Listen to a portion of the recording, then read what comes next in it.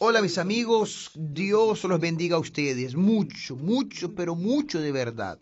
La mayor bendición que Dios quiere darnos es hacer morada dentro nuestro. Y cuando eso sucede, ahí el cielo desciende hasta la tierra, o mejor dicho, los cielos descienden adentro de nosotros y hace morada dentro de nosotros. Es eso lo que Dios quiere, es esa la mayor voluntad de Dios para su vida. Pero, ¿por qué es que todavía no pasó eso? ¿Por qué es que todavía no tengo el Espíritu Santo? No, pero yo tengo el Espíritu Santo, obispo. Yo hasta hablo en lenguas, pero mi vida realmente no concuerda con aquello que es la presencia de Dios adentro de mí. Mire, yo veo mi vida, pero es un fracaso. Yo no digo eso apenas por el fracaso económico, sino por el fracaso espiritual. Yo soy siempre una persona triste, abatida. Cuando estoy en la iglesia, yo hasta me siento bien, canto y tal, las músicas. Siento una sensación muy buena, pero cuando salgo de la iglesia, pasan algunas horas y listo, ahí estoy yo de vuelta vacía. Eso es porque el Espíritu Santo no está dentro de usted. Usted todavía no fue bautizado con el Espíritu Santo y consecuentemente los cielos no descendieron hasta usted. Y allí usted se torna una persona aún amarga, triste, etcétera. Pero no se ponga triste. La promesa continúa viva. La palabra de Dios no vuelve vacía.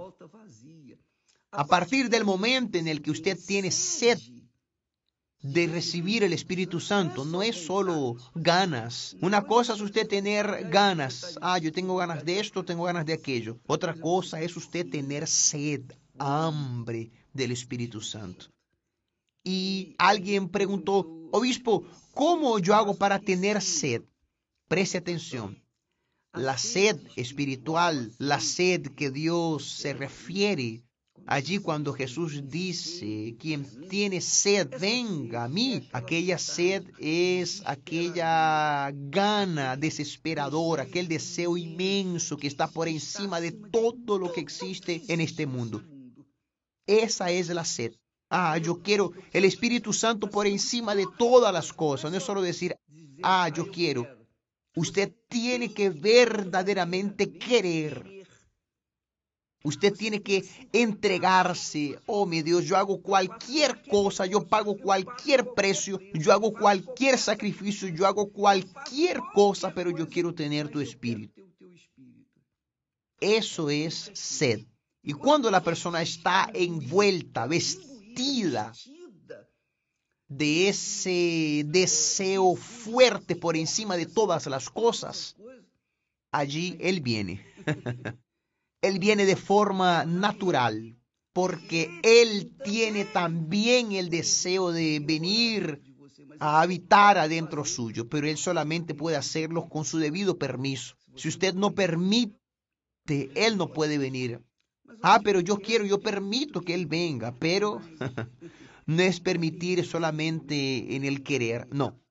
Amiga y amigo, usted tiene que tener sed, usted tiene que quererlo por encima de todo, por encima del novio, de la novia, por encima del vestido, de la ropa nueva, por encima del auto, por encima del empleo, del trabajo, por encima de la salud, de la madre, del padre, de los hijos, en fin, por encima de todo. Es eso. Él tiene que ser el primero, la prioridad. Eso se llama sed. Obispo, pero eso es medio complicado. Esa es la propuesta de Dios para nosotros. Es por eso que el salmista dice así en el Salmo 119, él dice así, me fue bueno haber sido afligido.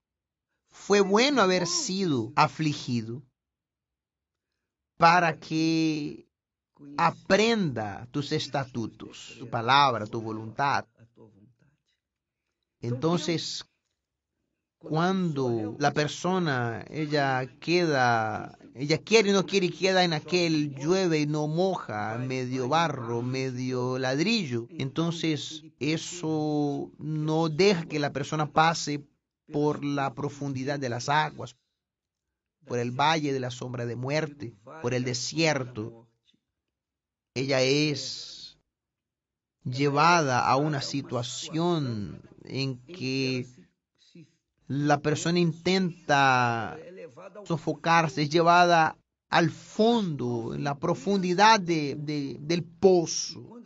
Y cuando la persona se encuentra en esa situación donde no tiene más a dónde bajar, ella no tiene más alternativa sino solamente mirar hacia lo alto y gritar lo más fuerte posible para que haya alguien allá arriba del pozo para lanzarle una cuerda. Y allí en aquel momento ella manifiesta la sed, manifiesta el hambre. Es por eso que Jesús, Él hace la invitación. Venid a mí todos los que estáis cansados y cargados, porque Él sabe que cuando la persona aún tiene algo con lo que pueda contar, algo en lo que se pueda apoyar, sea dinero, sea familia, en fin, religión, sea lo que sea, mientras que ella tenga alguna cosa en la que se pueda apoyar en este mundo, ya no va a priorizar el Espíritu Santo. Pero cuando ella no tiene más nada, ahí está la razón de la hoguera santa. La hoguera santa es justamente para esas personas. Es justamente para eso, para que la persona, ella se coloque, se lance en los brazos de Dios de todo corazón, con toda su fuerza, con toda su alma, por encima de marido, de mujer, de familia, de todo, todo, todo. Es todo por todo. Dios da el todo de Él para aquellos que le devuelven su todo. Es eso, que le dan su todo, es todo por todo. Mi amiga y mi amigo, aprenda eso. Que Dios le bendiga y hasta mañana en el nombre de Jesús.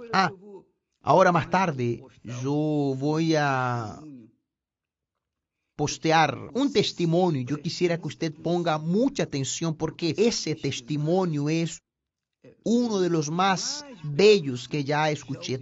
Todos son magníficos porque Dios ha actuado, entonces todos son magníficos, pero ese testimonio es tocante. Él tiene una enseñanza. Él no muestra solamente un milagro, sino que una enseñanza y sirve para su vida. ¿Está bien? Más tarde vamos a postearlo y usted quédese atento. Que Dios los bendiga y hasta mañana en el nombre de Jesús. Amén.